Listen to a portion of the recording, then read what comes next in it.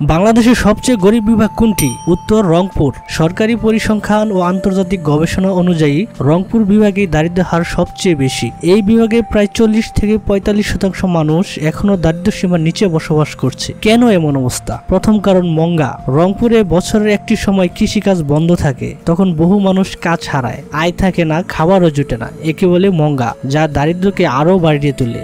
দ্বিতীয় কারণ প্রাকৃতিক দুর্যোগ। কুড়িগ্রাম, গাইবান্ধা ও লালমনিরহাটের মতো জেলাগুলো বারবার বন্যা আর নদী ভাঙ্গনের শিকার হয়, ফলে জমি হারায়, ফসল নষ্ট হয়, জীবন থমকে যায়। তৃতীয় কারণ চাকরি ও শিল্পের অভাব। এই বিভাগে বড় শিল্প কারখানা নেই বলেই চলে, মানুষকে পেট চালাতে যেতে হয় ঢাকায় বা অন্য শহরে, ফলে এখানকার অর্থনীতি দাঁড়াতে পারে না। চতুর্থ কারণ শিক্ষা ও দক্ষতা ঘাটতি। দারিদ্র্যের কারণে অনেকেই শিক্ষার সুযোগ পায় না, ফলে দক্ষতা বাড়ে না আর ভালো চাকরি জোটে না। তবে আসার কথা হলো, সরকার ও এনজিও সংস্থাগুলো এই অঞ্চলে দারিদ্র্য কমাতে কাজ করছে, কিন্তু এখনো অনেক দূর যেতে হবে। তাই বলা যায় উন্নয়নের দৌড়ে রংপুর এখনো অনেক পিছিয়ে।